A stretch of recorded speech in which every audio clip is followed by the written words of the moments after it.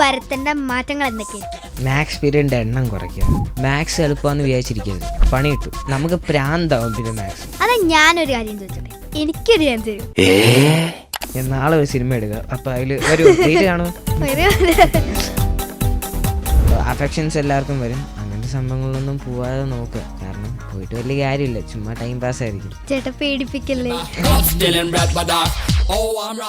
സീരിയൽസിലൊക്കെ act ചെയ്തിട്ടില്ലേ, അപ്പൊ ഇതിന്റെയൊക്കെ മെയിൻ ഡിഫറൻസ് എന്തായിട്ടാ തോന്നുന്നത്? സീരിയലും സിനിമയും തമ്മിലുള്ള വ്യത്യാസം എന്ന് പറയുമ്പോൾ സീരിയൽ ഇച്ചിരി കൂടെ കോൾഡ് ആണ്, ഇമോഷൻസ് ഭയങ്കരമായിട്ട് അങ്ങ് എക്സ്പ്രസീവ് ആണ്. ഇപ്പൊ അടുത്ത് സ്റ്റേറ്റ് അവാർഡ് കൊടുത്തു, ചേട്ടൻ എന്തെങ്കിലും എക്സ്പെക്ടേഷൻസ് ഉണ്ടായോ? എനിക്ക് കിട്ടുമെന്നല്ല, ലൈക്ക് കുട്ടികൾക്ക് ആർക്കെങ്കിലും കിട്ടുമെന്നൊരു സംഭവം ഉണ്ടായിരുന്നു. ചേട്ടന്റെ ഏറ്റവും ക്രിഞ്ചസ്റ്റ് മൂവി ഏതാണെന്ന് തോന്നുന്നത്? ആക്ച്വലി അത് ശ്രീകുട്ടൻ ഞാൻ 6ൽ പഠിച്ചുകൊണ്ടിരുന്നപ്പം ചെയ്ത മൂവിയാണ്. ഇപ്പൊ ഞാൻ 9th-ലാണ്. ഇറങ്ങി കഴിഞ്ഞപ്പോഴത്തേനും അത് കണ്ടപ്പോൾ ഭയങ്കര ക്രിഞ്ചായിട്ട് തോന്നി, കാരണം ഞാൻ ഇങ്ങനെയൊക്കെ ആയിരുന്നു എന്ന് തോന്നി.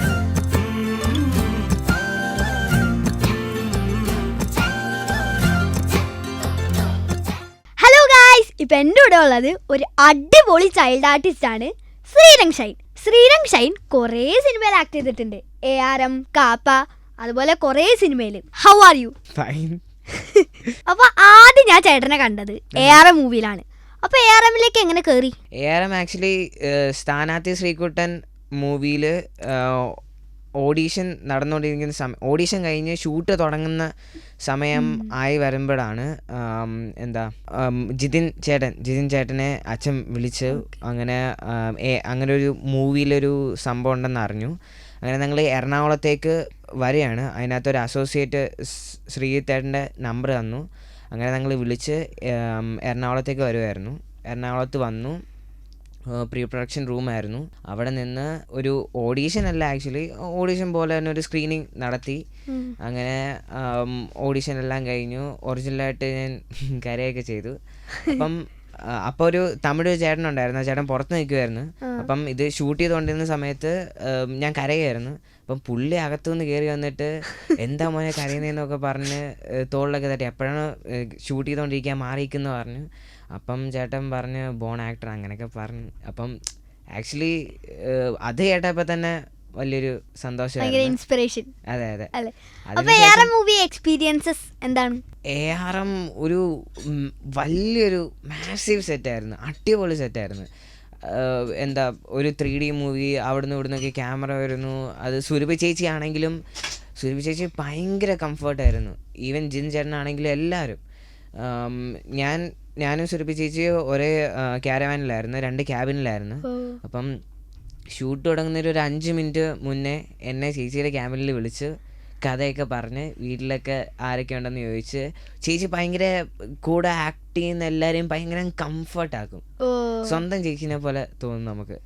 അങ്ങനെ ഒരു ഇതായിരുന്നു. പിന്നെ സുഹിത്തേട്ടനാണെങ്കിലും റൈറ്റർ സുഹിത്തേട്ടനാണെങ്കിലും തോളി കൈയിട്ട് ഇങ്ങനെ കഥ പറഞ്ഞ് ഞങ്ങളിങ്ങനെ മരത്തിൻ്റെ ഇടയിൽ കൂടെ ഇങ്ങനെ നടന്ന് കുറേ ദൂരം പോയി. അങ്ങനെ ആയിരുന്നു. നൈസ്, അടിപൊളിയായിരുന്നു, അടിപൊളി എക്സ്പീരിയൻസ് ആയിരുന്നു. അപ്പോൾ ചേട്ടൻ എങ്ങനെ ഈ ഫീൽഡിലേക്ക് കയറിയേ? ആക്ച്വലി ഫീൽഡിലേക്ക് കയറിയെന്ന് പറയുമ്പോഴത്തേനും അച്ഛൻ ഒരു ചെറിയൊരു ഷോർട്ട് ഫിലിമല്ല, ഒരു ചെറിയൊരു സംഭവം ഫോൾഡിങ്ങിനെ എടുത്തു. അപ്പം അത് അച്ഛൻ്റെ ഫ്രണ്ടിന് അയച്ചു കൊടുത്തു. ആ ഫ്രണ്ട് ഒരു ഡയറക്ടറിന് അയച്ചു കൊടുത്തു. പുള്ളി അങ്ങനെ ഒരു പരസ്യത്തിലേക്ക് പിൻട്രോൾ റെസ്റ്റോറൻറ്റ് പട്ടത്ത് ട്രിവാൻഡ്രം, അവിടെ ഒരു റെസ്റ്റോറൻറ്റിന് ഒരു ആഡിനെ വിളിച്ചു. അങ്ങനെയാണ് തുടങ്ങിയത്. അപ്പൊ ചേട്ടൻ കുറെ മൂവീസിലും വെബ് സീരീസിലും ആഡ്സിലും സീരിയൽസിലൊക്കെ ആക്ട് ചെയ്തിട്ടില്ലേ? അപ്പൊ ഇതിന്റെയൊക്കെ മെയിൻ ഡിഫറൻസ് എന്തായിട്ടാ തോന്നുന്നത്? സീരിയലും സിനിമയും തമ്മിലുള്ള വ്യത്യാസം എന്ന് പറയുമ്പോൾ ലൈക്ക് സീരിയൽ ഇച്ചിരി കൂടെ കോൾഡ് ആണ്. കൊള്ളിൽ അങ്ങനെയല്ല ഞാൻ പറയുന്നത്, ലൈക്ക് ഇമോഷൻസ് കുറവാ. ഇമോഷൻസ് അല്ല, ലൈക്ക് ഒരു ഇമോഷൻസ് ഭയങ്കരമായിട്ട് അങ്ങ് എക്സ്പ്രസീവ് ആണ് സീരിയൽസിൽ. അതെ. ബട്ട് അതേ സിനിമ വെച്ച് നോക്കുമ്പോഴത്തേക്കും സിനിമ ഇച്ചിരി കൂടെ കൂളാണ്, ലൈക്ക് നോർമൽ സംഭവങ്ങളാണ് അങ്ങനത്തെ. പിന്നെ വെബ് സീരീസ് ഒക്കെ വരുമ്പോഴത്തേനും പക്ക ലോക്കൽ മീൻസ് നമ്മുടെ സാധാരണ ഒരു ഇമോഷൻസും കാര്യങ്ങളൊക്കെ വരുന്ന.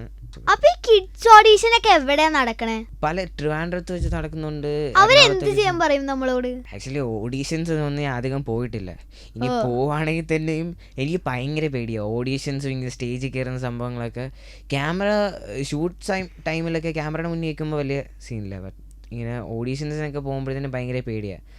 അവർ ഇൻട്രൊഡക്ഷൻ ചോദിക്കും, പിന്നെ എന്തെങ്കിലും അഭിനയിക്കാൻ പറയും, അല്ലെങ്കിൽ അവർ തന്നെ ഒരു ടോപ്പിക് എന്നിട്ട് അതിനെക്കുറിച്ച് അഭിനയിക്കാൻ പറയും. അപ്പൊ ചേട്ടന് സ്റ്റേജ് ഫിയർ ഉണ്ടോ? അതെ, ചെറുതായിട്ട്. ഇപ്പം ആക്ച്വലി മാറി വരുന്നുണ്ട്. ഇപ്പം കുറച്ച് ഫങ്ഷൻസിനൊക്കെ പോകുന്നുണ്ട്. അപ്പം ഇനി ഫങ്ഷൻസിന് പോവുകയാണെങ്കിൽ 2 വാക്കൊക്കെ സംസാരിക്കാറുള്ളൂ.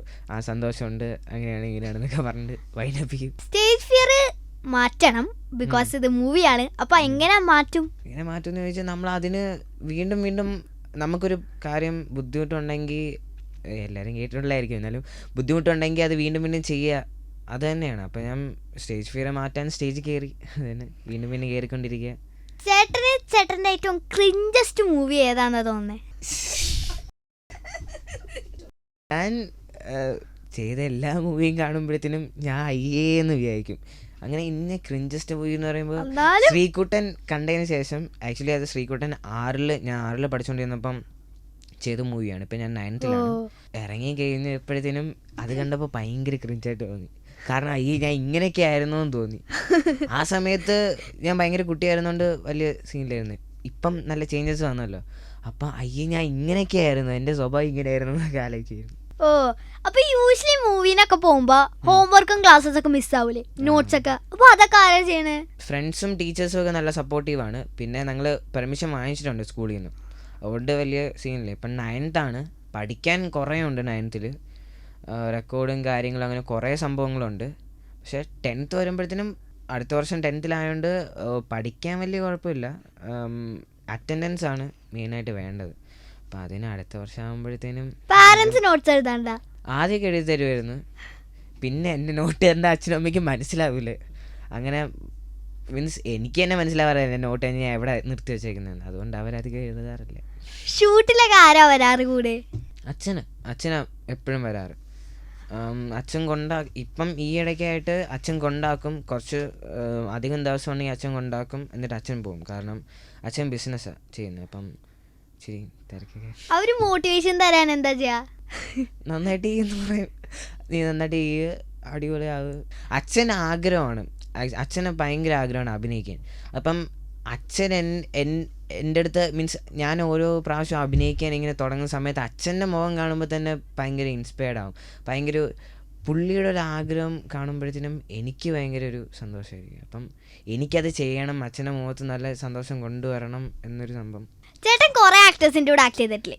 ഇതിനകത്ത് ഏറ്റവും കമ്പനി ആയിട്ടുള്ളതാരാ? ഞാൻ ഇപ്പോൾ ആരുടെ കൂടെ അഭിനയിക്കുകയാണെങ്കിൽ അവരുടെ കൂടെ നൈസായിട്ട് കമ്പനിയാവും. ഇപ്പോൾ സുരഭി ചേച്ചി ആണെങ്കിലും ഒരു ചേച്ചി ഫീലാണ്. ഇപ്പോൾ ടോവിനോ ചേട്ടനാണെങ്കിലും നല്ല കമ്പനിയാണ്. എല്ലാവരുമായിട്ട് കമ്പനിയാവും, ഇന്ന ആളെന്നൊന്നും അങ്ങനെയൊന്നും ഇല്ല. അജു ചേട്ടനായിട്ട് ആക്ച്വലി ആ ഒരു മൂവിയിൽ എന്താ മിക്കപ്പോഴും ഞങ്ങൾ ഉണ്ടായിരുന്നു. സ്ഥാനാർത്ഥി ശ്രീകുട്ടൻ ചെയ്തുകൊണ്ടിരുന്നപ്പോഴാണ് അജു ചേട്ടനെ കാണുന്നത് ആദ്യമായിട്ട്. അപ്പം ആ സമയത്തും പിന്നെ ഐഡൻറ്റിറ്റി ചെയ്തപ്പോഴും അജു ചേട്ടനെയും ടോവിനോ ചേട്ടനെയും ഒരുമിച്ച് ഉണ്ടായിരുന്നു. അപ്പം പക്ഷേ സ്ഥാനാർത്ഥി ശ്രീകുട്ടനില് കാണുമ്പോൾ ഭയങ്കര പേടിയാവും, ടീച്ചർ സ്കോൾഡ് ചെയ്യുമ്പോൾ. അപ്പൊ ഇവർ ആക്ട് ചെയ്യാൻ എന്തെങ്കിലും ടിപ്സ് പറഞ്ഞു തന്നുണ്ടോ? ടിപ്സ് അല്ല, ആക്ച്വലി നമ്മളിപ്പോൾ ഒരാളത്ത് നമ്മളിപ്പോൾ ഇതിപ്പം ഞാൻ തന്മയെടുത്ത് ഇപ്പം തുടങ്ങുന്നതിന് മുന്നേ, നമ്മളിത് ഇൻ്റർവ്യൂ തുടങ്ങുന്നതിന് മുന്നേ നമ്മൾ ആ കോൺഫറൻസ് റൂമിൽ വെച്ച് സംസാരിക്കുകയും കാര്യങ്ങളൊക്കെ ചെയ്ത് നമുക്കൊരു കംഫർട്ട് സോണായി. അതേപോലെ അവർ നമ്മളെ കംഫർട്ടാക്കും തുടങ്ങുന്നതിന് മുന്നേ. ഇപ്പം ഞാൻ മുമ്പേ പറഞ്ഞ പോലെ സുരഭി ചേച്ചി ആണെങ്കിലും അജു ചേട്ടനാണെങ്കിലും ടോവിനോ ചേട്ടനാണെങ്കിലും നമ്മളെ ഒരു കംഫർട്ടാക്കും തുടങ്ങുന്നതിന് മുന്നേ, നമ്മൾ അഭിനയിക്കാൻ തുടങ്ങുന്നതിന്. അപ്പം അത് തന്നെയായിരിക്കും ഏറ്റവും വലിയ സഹായം ചെയ്യുന്നത്. സെറ്റിലെ ഏറ്റവും ബുദ്ധിമുട്ട് ആരെ ഹാൻഡിൽ ചെയ്യാനായിരുന്നു? അനിയനെ ഇടയ്ക്കിടയ്ക്ക് കൊണ്ടുവരും, അപ്പം അവനെ ഹാൻഡിൽ ചെയ്യാനായിരിക്കും. അല്ലെങ്കിൽ എൻ്റെ ടെൻഷനെയും കാര്യങ്ങളെ ഹാൻഡിൽ ചെയ്യാനായിരിക്കും. ലൈക്ക് ഇപ്പം ഓരോ മൂവിയിൽ പോകുമ്പോൾ ഓരോരോ സെറ്റ് വരുമ്പോൾ പുതിയ പുതിയ അനുഭവങ്ങളാണ്. ഈവൻ ഇഫ് നമ്മളൊരു കമ്പനിയായി വരുന്നവരെ നമുക്കൊരു ടെൻഷൻ കാണും ഉള്ളിൽ. ഓക്കെ, ഇതിങ്ങനെ പോകുമ്പോൾ നമ്മൾക്ക് ഇങ്ങനെ ചെയ്യണം, അങ്ങനെ ചെയ്യണം, അങ്ങനെ ഒരു സംഭവങ്ങളൊക്കെ കാണും. ഞാൻ ഏത് കാര്യം ചെയ്യാൻ പോവുകയാണെങ്കിലും തുടക്കത്തിൽ ഞാൻ ഇങ്ങനെ വിചാരിക്കും, ഇവിടെ ചെന്നിട്ട് ഇങ്ങനെ ചെയ്യണം, അങ്ങനെ ചെയ്യണം. പക്ഷെ അതൊന്നും വർക്കൗട്ട് ആവാറില്ല, അത് വേറെ കാര്യം. ARMൽ ഏറ്റവും ഇഷ്ടപ്പെട്ട ഒരു സീക്വൻസ് ഏതാ? ഒരു സീക്വൻസ് എന്ന് പറയാൻ അങ്ങനെയില്ല. അല്ലെങ്കിൽ ഒരു scene?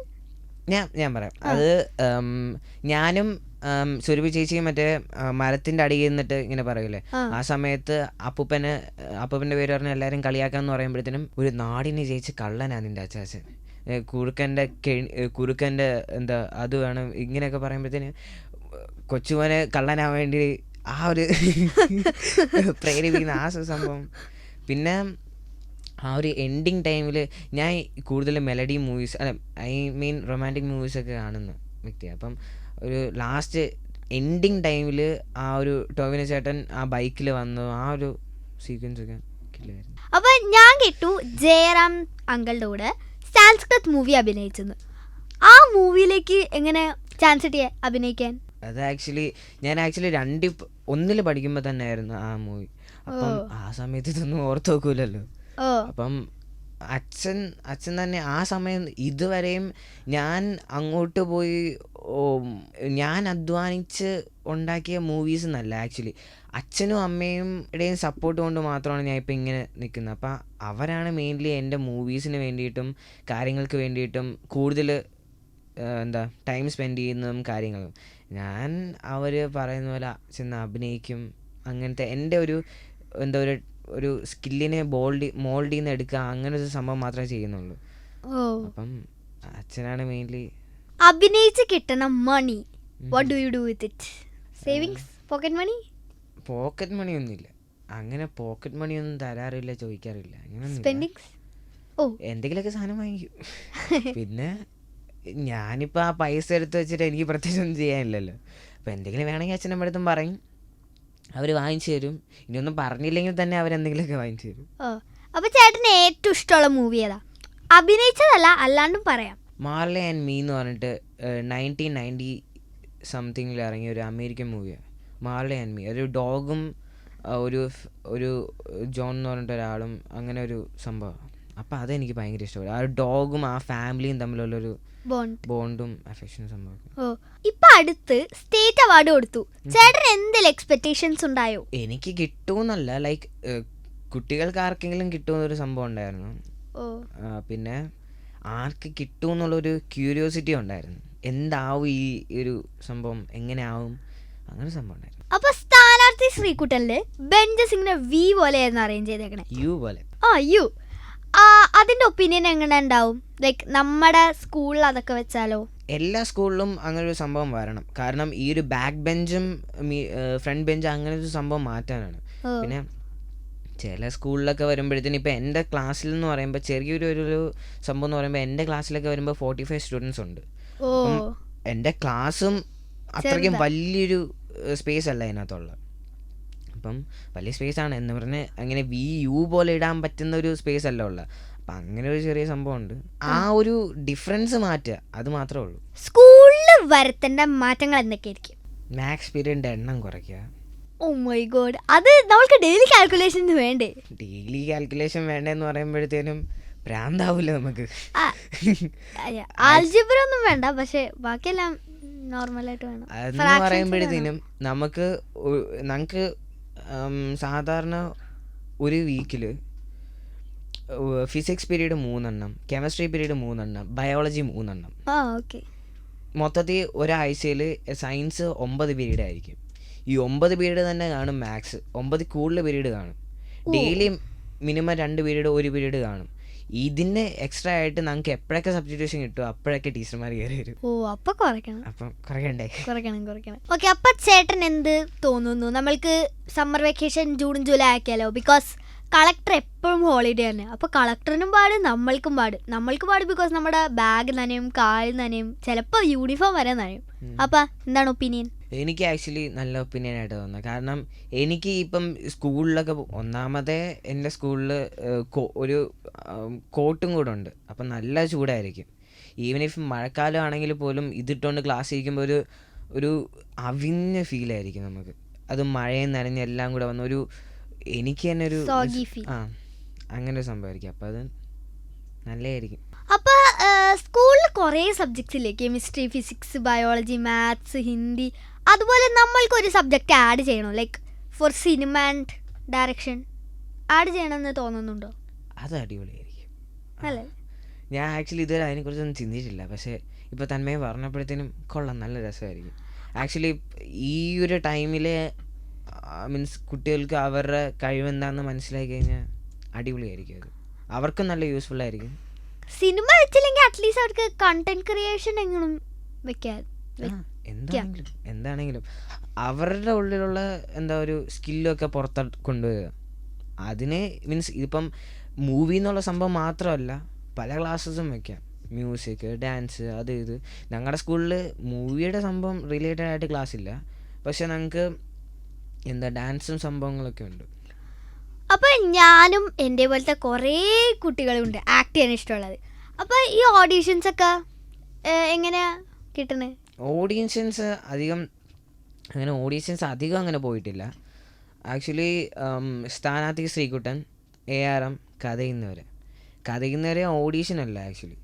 അപ്പം ഇതിത്ര മാത്രം ഞാൻ മാക്സിമം 3 മൂവീസിൽ മാത്രമേ ഓഡീഷൻസ് ആയിട്ട് അങ്ങനെ പോയിട്ടുള്ളൂ. സ്ഥാനാർത്ഥി ശ്രീകുട്ടൻ പക്ക ഓഡീഷനായിരുന്നു. ARM ഒരു സ്ക്രീനിങ് ടെസ്റ്റ് പോലെ അങ്ങനെ ഒരു സംഭവമായിരുന്നു. കഥയുന്നവരെയും അങ്ങനെ തന്നെയായിരുന്നു. കാരണം ARMൽ എൻ്റെ കൂടെ വർക്ക് ചെയ്ത ഷിനോജ് എന്ന് പറഞ്ഞിട്ട് ചേട്ടനായിരുന്നു ഇതിനകത്ത് കഥയുന്നവരെയും പുള്ളിയായിരുന്നു അതിനകത്ത് അസിസ്റ്റൻറ്റ് ഡയറക്ടറായിട്ടുണ്ടായിരുന്നു. അപ്പം അങ്ങനെ ചെന്ന് കണ്ട് ഇതായതാണ്. അപ്പം അതിനും വലിയ ഓഡീഷൻസ് ഒന്നും അങ്ങനെ പോയിട്ടില്ല. സ്കൂളിൽ ഫ്രണ്ട്സ് ഒക്കെ ചോദിക്കാറില്ലേ എനിക്ക് മൂവിയിൽ ചാൻസ് തരുമോ എന്ന്? അപ്പോൾ അതിനുള്ള റിപ്ലൈ എന്താണ് ചേട്ടൻ കൊടുക്കാറ്? ആദ്യമൊക്കെ ചോദിക്കുമായിരുന്നു. ARM ഇറങ്ങിയ സമയത്തൊക്കെ ചോദിക്കുമായിരുന്നു. അതിനുശേഷം ഞാൻ തന്നെ ഏതെങ്കിലും ഒരു മൂവി കിട്ടട്ടെ എന്ന് പറഞ്ഞിരിക്കുക. അപ്പം ചാൻസ് കൊടുക്കാൻ മീൻസ് അങ്ങനെ ഒരു ഇതല്ലല്ലോ. ഞാൻ നോക്കാന്നൊക്കെ പറയും. പിന്നെ ഈയിടെയായിട്ട് വരുന്നവരും പോകുന്നവരും ഒക്കെ പറയും ചാൻസ് കടാ. എന്താ അത് ഇങ്ങനെ പറയുന്നത് എനിക്ക് അറിഞ്ഞൂടെ. ഈയിടെയായിട്ട് ആക്ച്വലി ഒരു ഈ മാസം ഒരു 1 വീക്കൊക്കെ ആയി കാണും. അപ്പോൾ തൊട്ടേ ഇങ്ങനെ പറഞ്ഞുകൊണ്ടിരിക്കുക. പോകുന്നവരും വരുന്നവരും കാണുമ്പോൾ എടാ എനിക്കൊരു ചാൻസ് തരും. ഞാൻ ഇന്നേ വരെ കാണാത്ത ആൾക്കാരൊക്കെ ആയിരിക്കും എടാ എനിക്കൊരു ചാൻസ് തരും സിനിമയെന്നൊക്കെ പറഞ്ഞിട്ട്. അതാ ഞാനൊരു കാര്യം ചോദിച്ചോട്ടെ, എനിക്കൊരു ചാൻസ് തരും. ഞാൻ നാളെ ഒരു സിനിമ എടുക്കുക. അപ്പോൾ അതിൽ ഒരു ഡേറ്റ് കാണുമോ?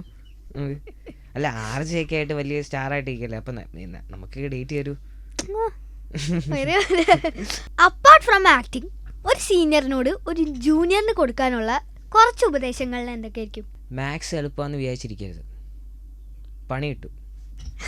8 വരെ അടിപൊളിയായിരിക്കും, നല്ല രസമായിരിക്കും. മാത്സ് ടീച്ചറൊക്കെ നമ്മുടെ അടുത്ത് നല്ലപോലായിരിക്കും. 9 കയറി കഴിയുമ്പോഴത്തേനും ടീച്ചറിൻ്റെ മുഖം അങ്ങ് മാറും. നമുക്ക് പ്രാന്താവും. പിന്നെ മാത്സ് ചേട്ടാ പേടിപ്പിക്കല്ലേ, കാര്യം പറഞ്ഞു തരിക. പിന്നെ ഈ ഒരു ടൈം എന്ന് പറയുമ്പോഴത്തേനും നമുക്ക് ഒരിക്കലും തിരിച്ചു കിട്ടാത്തൊരു ടൈമാണ് ആക്ച്വലി. അച്ഛൻ പറയുന്നതാണ്, അച്ഛൻ പറഞ്ഞ് കേട്ട് പറയുന്നത്. ബട്ട് ഈ ഒരു ടൈം എന്ന് പറയുമ്പോഴത്തേനും മാക്സിമം എല്ലാ കാര്യങ്ങൾക്കും ഇൻവോൾവ് ആവാൻ നോക്കുക. പഠിത്തം മാത്രമായിട്ട് നിൽക്കരുത്. ഈ എക്സ്ട്രാ കരിക്കുലർ ആക്ടിവിറ്റീസിലും ബാക്കി കാര്യങ്ങളിലും എല്ലാത്തിലും ഇൻവോൾവ് ആവാൻ നോക്കുക. പിന്നെ ഇതിൻ്റെ ഇടയിൽ ആവശ്യമില്ലാത്ത ഡിസ്ട്രാക്ഷൻസ് ലൈക്ക് എന്താ അഫെക്ഷൻസ് എല്ലാവർക്കും വരും. അങ്ങനത്തെ സംഭവങ്ങളിലൊന്നും പോവാതെ നോക്കുക. കാരണം പോയിട്ട് വലിയ കാര്യമില്ല, ചുമ്മാ ടൈം പാസ് ആയിരിക്കും. അപ്പോൾ ചേട്ടാ, മലയാളികൾ ഉടൻ മാറ്റേണ്ട ഒരു സ്വഭാവം, നമ്മുടെയൊക്കെ സ്വഭാവം എന്തെങ്കിലും കോമൺ വൺ, ഫ്രീ എന്ന് കേൾക്കുമ്പോൾ സ്കാം ആയിരിക്കും. അത് മാത്രമല്ല, ഇപ്പം 200 രൂപയുടെ സാധനം 50% ഓഫർ കിട്ടുമെന്ന് പറയുമ്പോഴത്തേന് 150 രൂപയുടെ സാധനം ആയിരിക്കും 200 രൂപയ്ക്ക് വിൽക്കുന്നത്. അപ്പോൾ ചേട്ടൻ ഒരു ദിവസം എഡ്യൂക്കേഷൻ മിനിസ്റ്റർ ആയ എന്ത് ചെയ്യും? അന്നത്തെ ദിവസം ലീവ് എടുക്കും. തന്മയുടെ ലൈഫ് എങ്ങനെ പോകും? കുഴപ്പമില്ല, സ്കൂളും മോഡലിംഗ് എല്ലാം മാനേജ് ചെയ്യുന്നു. ശരി, മോഡലിംഗ് ഒക്കെ ഉണ്ടോ? അപ്പോൾ മോഡലാവാനാ ഫ്യൂച്ചറിൽ? എൻ്റെ ആംബിഷൻസ് ചേഞ്ച് ആയിക്കൊണ്ടിരിക്കും. ഇപ്പം RJ ആയതുകൊണ്ട് എനിക്ക് RJ ആവണം. ചിലപ്പോൾ നാളെ എനിക്ക് ടീച്ചറാവണം, മറ്റന്നാൾ എനിക്ക് ഡോക്ടറാവണം. അങ്ങനെ ചേഞ്ച് ആയിക്കൊണ്ടിരിക്കും. ചേട്ടൻ്റെയോ എന്താണ് ഫ്യൂച്ചർ പ്ലാൻസ്? എനിക്കിങ്ങനെ മാറിക്കൊണ്ടിരിക്കുകയായിരുന്നു. പിന്നെ ഇപ്പം ആക്ച്വലി ഇന്നയിലോട്ട് ഒരു വലിയ മെയിൻ ഇൻട്രസ്റ്റ് എന്ന സംഭവമല്ല. ലൈക്ക് എന്താ, പെട്ടെന്ന് പഠിച്ച് പെട്ടെന്ന് ജോലി കയറി പെട്ടെന്ന് പൈസ ഉണ്ടാക്കി സെറ്റിൽ ആവുക, അങ്ങനെ ഒരു ജോബ് എന്തെങ്കിലും. അപ്പോൾ AI എഞ്ചിനീയറിങ് അങ്ങനത്തെ എന്തെങ്കിലും പഠിച്ച് ലൈക്ക് ലൈഫ് സെറ്റിലാക്കണം. അപ്പോൾ ആക്ടറാവണ്ട? ആക്ടിങ് മീൻസ് ഹാർഡ് വർക്കും ലക്കും ആണല്ലോ സംഭവം. ആക്ടിങ് ഭയങ്കര ഇഷ്ടമാണ്, അതിനുവേണ്ടി ട്രൈ ചെയ്തുകൊണ്ടിരിക്കും എപ്പോഴും. പിന്നെ നമുക്ക് ഒരു കയ്യിലൊരു സാധനം വേണമല്ലോ, ഡിഗ്രി എന്തെങ്കിലും. ഒന്നുമില്ലെങ്കിലും പട്ടിണിക്കായാലും ജയിക്കുക. അപ്പോൾ ചേട്ടൻ ഇനി വരാൻ പോണ മൂവീസൊക്കെ ഏതൊക്കെയാ? ഇപ്പം ശുക്രൻ, പൊങ്കാല, മോളിവുഡ് ടൈംസ് അതിൻ്റെ ഷൂട്ട് ഇപ്പം നടന്നുകൊണ്ടിരിക്കുകയാണ്. പിന്നെ വരാഹം സുരേഷ് അങ്ങളുടെ. ഓക്കെ അപ്പോൾ okay, all the best to your movies. Thank you. Thank you so much. Thank U.